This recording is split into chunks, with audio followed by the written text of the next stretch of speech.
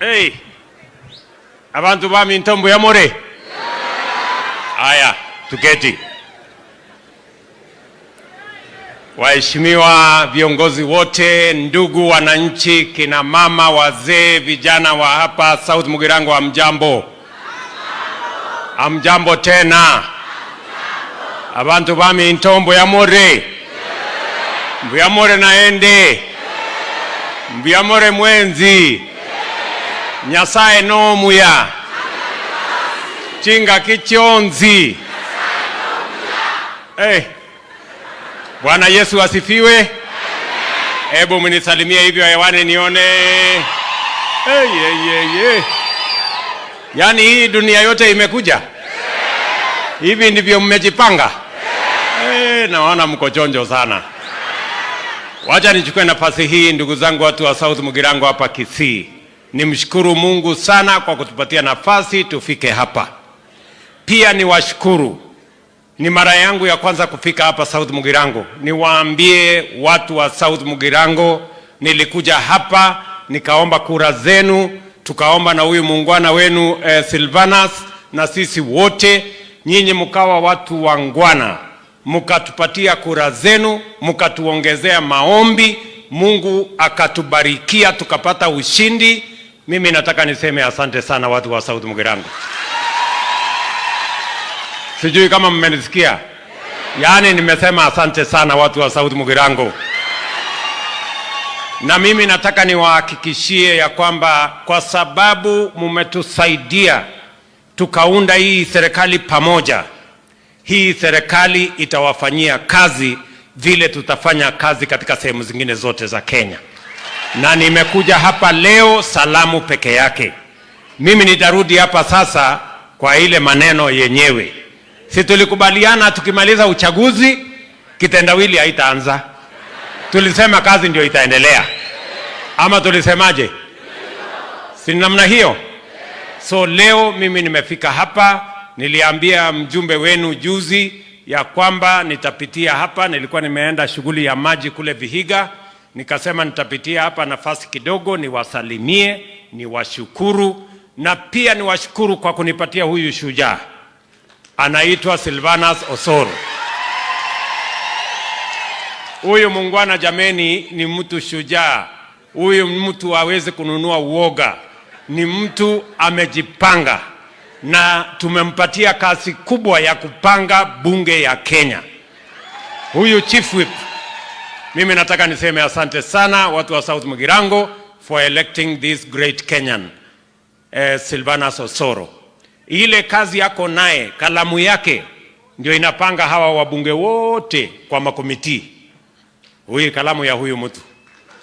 Si ndio? Msimuone ati ako na mwili kidogo. Hii watu wote wanapiga saluti kwake.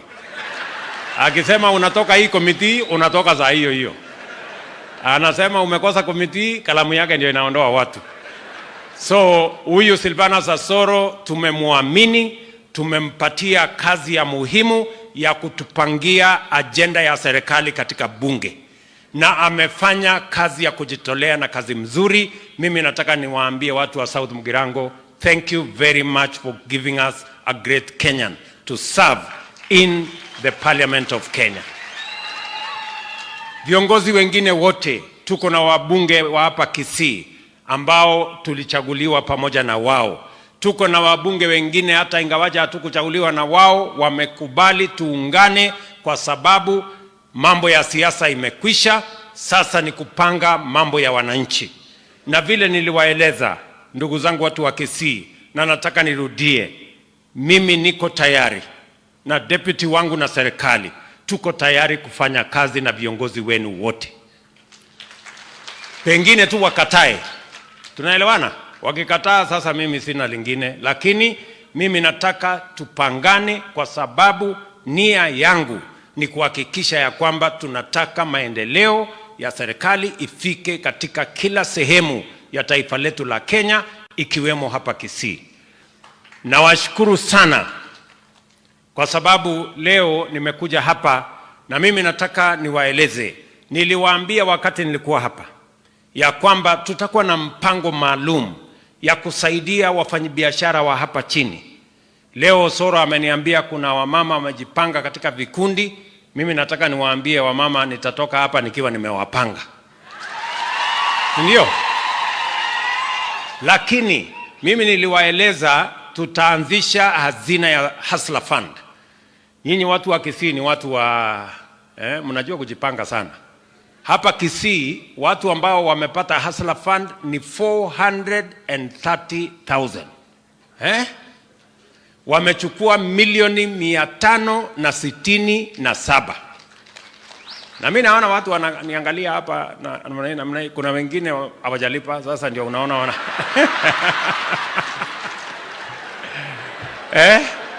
Msikuwe na wasiwasi, sawa sawa. 70%, in fact 69.5% ya watu hapa Kisii wanachukua hiyo pesa, wanalipa, wanachukua tena, wanalipa, wanachukua, iko tu 30% ambao kidogo wako namna hii, lakini nitakutana na nyinyi hapo mbele. Yaani mnafikiri ati mnaweza kuhepa? Mwezi nitawapanga hapo mbele. Sijui kama ninaelewana. Lakini tena tumepanga awamu ya pili, na mimi nataka kina mama ambao wako kwa vikundi na vijana, watu wa bodaboda na wale wengine wote wanisikize. Tumepanga tena awamu ya pili. Mkijiunga katika vikundi watu 10, watu 20, tumepanga tuwapatie pesa kati ya 20,000, 1,200 na vile vile mpaka ifike shilingi milioni 1. So nyinyi mjipange vizuri. Nyinyi mnanisikia?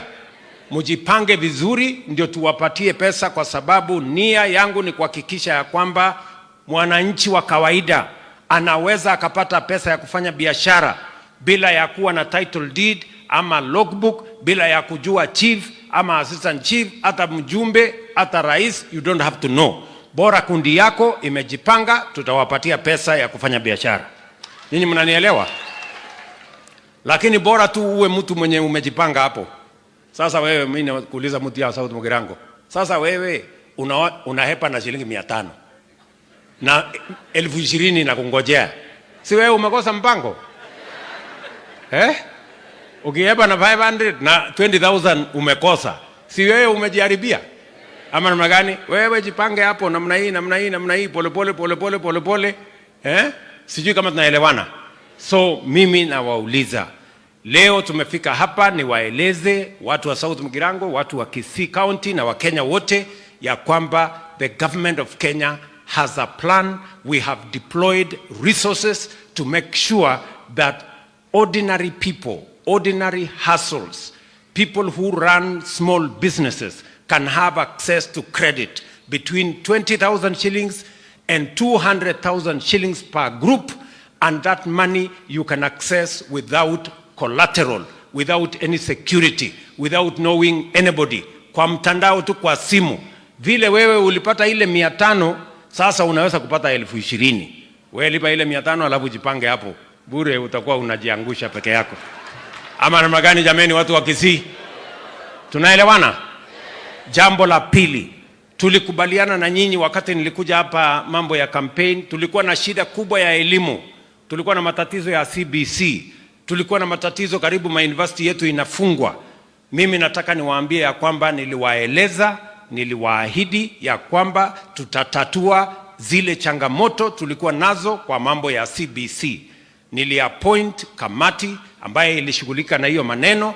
Sasa tumetatua shida ya CBC, tuko na mwelekeo sawa sawa, tumepanga vizuri vile junior secondary school itakavyoendelea, na vile vile niliwaambia matatizo ya walimu, kwa sababu elimu ni kitu ya muhimu sana. Niliwaambia elimu kwa sababu ya muhimu, na kwa sababu elimu ndio inaleta usawa. Mtoto wa tajiri ama maskini wanasawazishwa na elimu. Mtoto wa mama mboga, bodaboda na rais wanakuwa sawa kwa sababu ya elimu. Na ndio sababu kwa mara ya kwanza, vile niliwaeleza na vile tuliandika katika manifesto yetu, tumeajiri in the last 8 months, tumeajiri walimu 56,000 katika taifa letu la Kenya.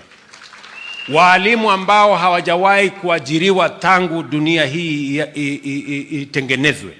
We have hired a record 56,000 teachers this year, kwa sababu tunataka watoto wetu wote wakienda shule wapate walimu na wapate elimu, because the greatest empowerment we can give to any society, to our children, is the empowerment through education. And that is why we must give every child an equal chance to be their best. Ya pili, tumekubaliana vile vile ya kwamba tukienda mbele, tunataka watoto wetu wote wapate nafasi sawa katika TVET, katika university. Na ndio tumesema tunabadilisha mfumo. Sio ile tulikuwa tunapatiana tu grant kwa university ama kwa college. Leo tumebadilisha, we assess every child.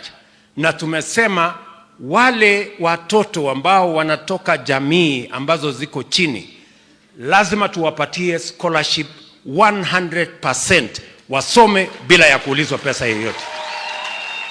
Nyinyi mnanielewa jameni? Na ndio tumeongeza maradufu pesa ya TVET from 5 billion to 10 billion. Tumeongeza pesa ambayo inaenda katika universities zetu from 44 billion mpaka 82 billion, because we want every child in Kenya wakienda university wakute masomo inaendelea, sio wanaenda university kwenda matembezi. Na tunataka tuhakikishe, because human capital, the people of Kenya are the greatest resource we have as a nation, and to sharpen that resource we do it through education. Tunaelewana? So hiyo mpango yote ya elimu tumetengeneza, tumekubaliana na vice chancellors, tumekubaliana na wale wanaendesha TVET, tumepanga vizuri, and we have already implemented that program. It is moving forward. Tulikubaliana na nyinyi vile vile kwa sababu tunataka kubadilisha taifa letu la Kenya. Tukasema lazima tushughulikie mambo ya chakula, kwa sababu kupunguza gharama ya maisha, sehemu kubwa ya gharama ya maisha ni gharama ya chakula. Na ndio tulisema njia ya kupunguza gharama ya chakula sio ati chakula inapatikana sokoni. Chakula haitoki sokoni, chakula inatoka shambani. Ama namna gani? Kwani unga inatoka kwa soko? Si unga inatoka shambani? Na kama unataka kutatua shida ya bei ya unga ama bei ya chakula ama gharama ya maisha, unaenda mahali inaanza. Na ndio tumeenda kwa wakulima. Tumepunguza gharama ya mbolea vile nimewaambia from 7,000 mpaka 3,500, na mimi najua nyinyi watu wa Kisii mnapanda mara mbili, mkirudi shambani tena hamtalipa 3,500, nimepunguza tena ikuje 2,500. Na nimesema hiyo mbolea iletwe mpaka South Mugirango. Hatutaki ati inabakia kule, hatutaki ibakie kule Kisii town. Tunataka iletwe mpaka South Mugirango na ipelekwe katika kila constituency. Kwa hivyo wewe Osoro, kwenda tafuta waziri anaitwa Franklin Mithika Linturi, wewe unamjua, si ndio? Pangeni na yeye county government. Kama county government wasipopanga, wewe upange, tuwe na store hapa, tulete mbolea ya watu wa South Mugirango ikuje hapa, kwa sababu tunajua nyinyi ni watu wa bidii. Mutazalisha chakula yote, mutaweka mambo ya kahawa, mutaweka, tutawapatia hata ya miwa, mutaweza kutumia, ndio tuweze kuongeza productivity, ili kila mmoja wetu aweze kuongeza mapato ya shamba yake, kama ni ya chai, kama ni ya kahawa, kama ni ya miwa, kama ni ya mahindi, kama ni ya ndizi, kama ni ya muhogo, hiyo yote tuweze kuzalisha chakula, ndio tuweze kuondoa aibu ya njaa katika taifa letu la Kenya. Tunaelewana jameni? Na ndio nimewaambia hawa watu wengine wanatusumbua na maandamano na masufuria kwa kichwa. Hauwezi kupunguza gharama ya maisha, hauwezi kupunguza gharama ya unga ati kwa kufaa sufuria kwa kichwa, ati na kupiganisha watu kwa maandamano. Hata kwa dawa, hata kwa uganga, hata kwa uchawi, bei ya unga haiwezi kupungua kwa kuweka sufuria kwa kichwa. Ama inaweza pungua? Hata uweke sufuria kwa kichwa sijui siku ngapi, pengine uwakishe moto kwa kichwa ndio kichwa yako hiyo. Unajua hii ni upuzi mingi sana. Sijui kama tunaelewana jameni. Tuko pamoja?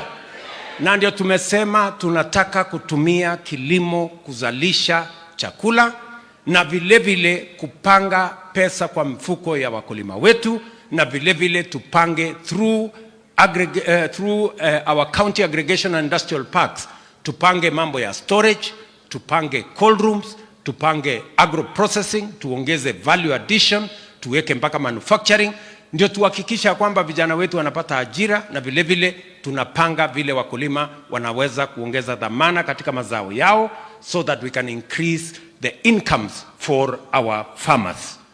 Vile vile mimi nataka niseme nikiwa hapa, mpango yetu ya 3 ama ya 4 ni kuhakikisha ya kwamba tunapanga ajira ya vijana. Vijana mko? Vijana wa South Mugirango mko? Mbona sikii sauti yenu? Nataka kusikia sauti ya vijana. Sikizeni. Makosa tumekuwa tukifanya katika taifa letu la Kenya for a long time. Tunapanga elimu ya vijana, primary, secondary, college, university, lakini hatuja kuwa na mpango kamili. Hawa watoto wakitoka shuleni wanaenda kufanya kitu gani? Ndio unaona watoto wengi wanatoka shuleni wanaenda wanahangaika. Ni kweli ama si kweli? This time round niliwaambia, mbali na kupanga vile tutasomesha watoto wetu, lazima tuwe na mpango maalum ya vile watapata ajira.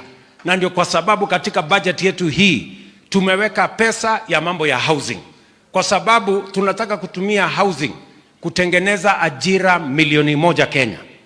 Vijana wa hapa South Mugirango, mimi nataka mnisikize vizuri. Hapa Kisii, kwanza nyinyi watu wa Kisii ndio mnahitaji housing kuliko sehemu nyingine yote ya Kenya, kwa sababu ardhi yenu imeanza kuwa ndogo. Mimi nataka niwaulize, hii ardhi ya eka 2, eka 3, eka 5 ikikatwa kwa vijana 4, 5, kutakuwa na mahali ya kuzalisha chakula kweli baada ya miaka 2, 3? Sisi tutakuwa tumepotea sisi wote. Ndio tunasema tunafanya housing so that tufanye land consolidation, badala ya kuishi kila mahali tuweze kuishi mahali moja, ili shamba ile imebaki tuweze kutumia kuzalisha chakula, kwa sababu wananchi wanaongezeka lakini ardhi haiongezeki. Lazima tuwe na mpango kamili how we are going to make sure that we eliminate land fragmentation that is threatening our food security initiatives, and we must make sure that we are working together. Kwa hivyo nyinyi wangwana wa Kisii, hizo nyumba ambazo tunataka kujenga hapa awamu ya kwanza, na mimi nitarudi hapa in the next 1 or 2 months, I'll be back in Kisii kuja kuanzisha program ya housing. Hapa tunataka kujenga nyumba 5,000 ya kwanza, na tunahitaji vijana karibu 30,000 wa kufanya hiyo kazi. Nyinyi vijana wa hapa Kisii mko tayari? South Mugirango mko tayari? Ama nyinyi ni wale wa kuchagua jembe?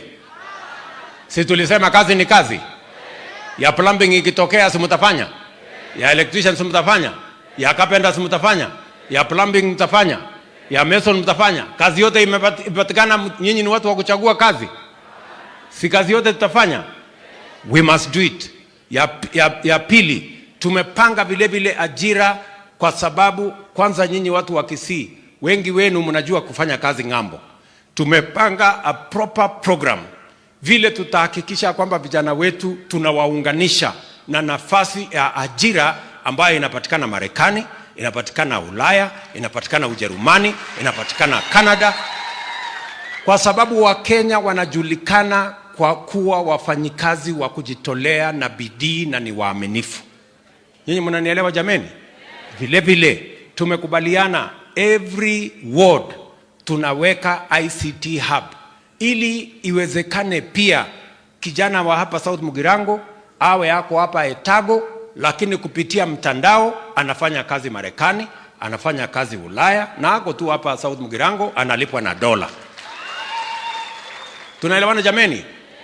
We have a comprehensive plan on how we are going to engage our young people in employment, something that we have never done as a country, because we have always taken for granted that the young people will somehow find jobs. But we must be intentional. We must be deliberate on creating jobs and opportunities for work for the young people of the Republic of Kenya. Mnataka tuendelee na hiyo kazi jameni? Tuhakikisha kwamba tunapanga ajira ya hawa vijana. Na ndio mimi nataka niwaambie ya kwamba ndugu zetu watu wa hapa Kisii, tusikubali siasa ya kupiganishwa. Tusikubali siasa ya fujo na kupigana na kuharibu mali na kuharibu biashara. Mimi nawauliza tuungane, siasa imekwisha. Mimi nataka pia niwaulize viongozi wote wa taifa letu la Kenya. All of us who are leaders, we must be mindful about our country. We can compete, but we cannot sabotage Kenya. Kenya is greater and Kenya is our motherland. All of us, irrespective of our different viewpoints or political parties or political persuasions, we must never engage in activities that destroy property, that destroy life, that destroy business in Kenya. Because if we sabotage our economy, we have no other country to call home. Ni kweli ama si kweli? So mimi nauliza viongozi, hasa wale viongozi ambao hawa wanaopanga maandamano. Mimi nataka niwaulize, jameni, nyinyi viongozi ambao mnapanga maandamano Kenya, watoto wenu hawako kwenye maandamano, wazazi wenu hawako kwa maandamano, familia zenu hawako kwenye maandamano, pesa zenu tu ndio iko kwa maandamano. Sasa nyinyi mnatumia pesa kulipa watoto wa wengine.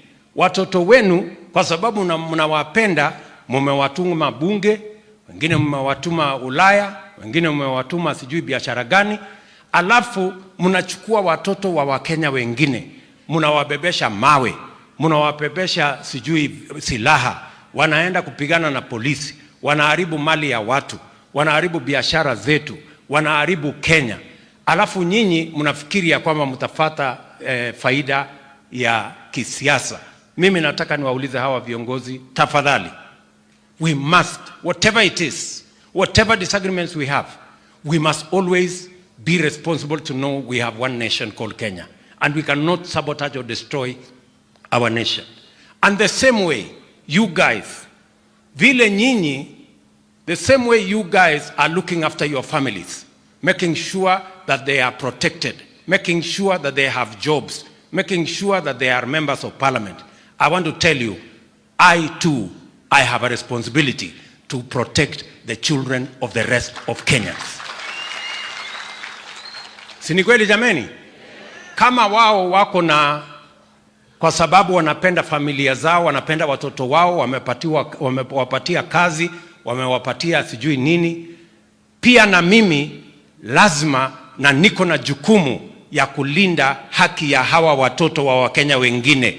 Hawa mnawatuma waende wapigane mawe, waende wapigane na polisi, waende waharibu mali, waharibu dunia ya Kenya na wahujumu uchumi wetu. I have a responsibility to protect them. And therefore I want to say, na nawauliza vijana wa Kenya, wewe ukiambiwa ya kwamba uende upigane vita, huyo mwenye anakuambia uende upigane vita, anakubebesha mawe, uliza yeye, wapi bibi yako kwanza?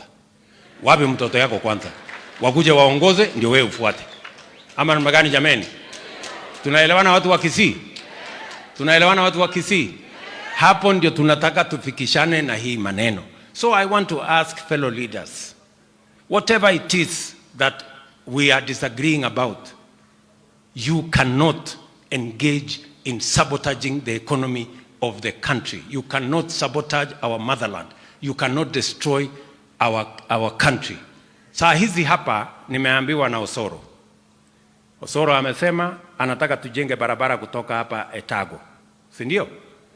Iende Ikona, iende Geteni, iende Nyamaiya. Si ndio? Hiyo barabara na tutajenga. Na ameniambia kuna barabara ingine imekwama kutoka Nduru kwenda Nyabigeni, kwenda mpaka Ikona. Si namna hiyo? Na mimi nataka nimwambie Osoro nitapanga. Lakini leo asubuhi, wacha niwaambie, leo asubuhi nilikuwa na mgeni kutoka China. Today in the morning. Sasa huyo mgeni wa kutoka China ananiuliza, tunaona inapangwa ile barabara tumewasaidia kujenga, tunaona mnachoma. Sasa nyinyi bado mnataka tuendelee kujenga na nyinyi hizi barabara ama hamuzitaki? Kwa sababu tunaona mmechoma expressway, mmechoma barabara sijui wapi, mmechoma barabara sijui wapi. Na sasa mtu akikuuliza maswali kama hiyo utajibu namna gani? Mimi nitaenda kutafuta pesa ya kufanya hii kazi yote Maswali mimi naulizwa, wewe unakuja kutafuta pesa ya kwenda kufanya mabarabara ambayo itachomwa na wakora. Sio ni maswali ngumu sana? So we must be responsible, you know, because we cannot be building infrastructure that is destroyed by hooligans and crooks and people who have been sponsored to go mayhem and anarchy in our country. And those behind sponsoring this mayhem, they should be ashamed of themselves and they should forget about what they are looking for. We want a peaceful nation. And we want a nation that we compete on ideas, not compete in violence. Ama namagani jameni? Tunasema ya kwamba uongozi haipatikani kwa mashindano ya vita, inapatikana kwa mashindano ya sera na kura. Na si tulipiga hiyo kura jameni tukamaliza? Ama hapa South Mugirango kuna yenye mulibakisha? Kuna yenye mulibakisha hati tutapiga baadaye? Si tulipiga moja tukamaliza? Ya MCA tulimaliza, ya bunge tulimaliza, senator tulimaliza, governor, ya rais mkamaliza. Ama namna gani? Uchaguzi sio hiyo peke yake, si uchaguzi iko ingine. Kwani wameambiwa hakutakuwa na uchaguzi tena Kenya? Si itakuwa 2027? Ama namna gani? Na nyinyi si mko area? Na nyinyi si ndio mafundi wa hiyo maneno? Si mtajua vile mtafanya 2020? Ama wamesikia ya kwamba mmesahau vile mtafanya? Si nyinyi mnajua vile mtafanya? Yule mtu amefanya kazi, mnajua vile mtafanyia yeye. Yule mtu amezembea na kupanga maandamano, mtamnyorosha vile mnajua vile mtamnyorosha. Ama ni aje watu wa hapa Kisii? So mimi nataka niwaambie ile kazi yote tumepanga na huyu muungwana wenu Osoro. Ameniuliza pia anataka mataa hapa Etago. Tutawapatia mataa. Hata Ikona tutawapatia mataa. Hata Nyamaiya tutawapatia mataa. Hata ulisema Mocho? Mochengo. Nilisikia ukisema Mochengo. Mochengo tutawapatia mataa. Si namna hiyo? Na wewe unajua mahali. Wewe sasa mdosi namna hii bana wewe. Si unajua vile mahali ya kutoa hiyo mali yote? Huyu akisamon wewe hata mawaziri wanakimbia sana kwa sababu huyu anaweza kuwapangia huko bunge mambo ikaharibika. So tutapanga namna hiyo kazi yote tutashirikiana pamoja na nyinyi kama wananchi wa hapa. Mjue mimi nawapenda sana, tunawapenda sana. Leo siku kuja na deputy wangu nimemtuma anaenda kazi ingine kule Rome ya kupanga vile tutazalisha chakula na sisi wote ni team moja. Tunaelewana jameni? Mwisho kabisa huyo Osoro ameniambia kuna kina mama wamejipanga. Si ndio? Na nyinyi kina mama si mmesikia? Niko na pesa nyingi kufanya biashara. Nyinyi tu mjipange. Mjipange namna hii mimi nitawapanga. Sawa?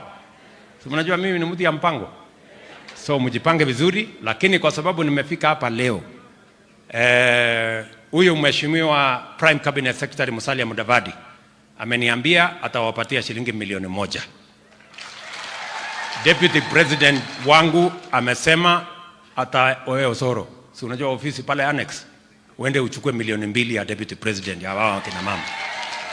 Na mimi nitakuajia shilingi milioni 5 ya hawa wa mama. Si ndio? Hiyo. Na isipotosha utaniambia. Si ndio? Tumeelewana jameni? Watu hapa Etago tumekubaliana. South Mugirango tumekubaliana.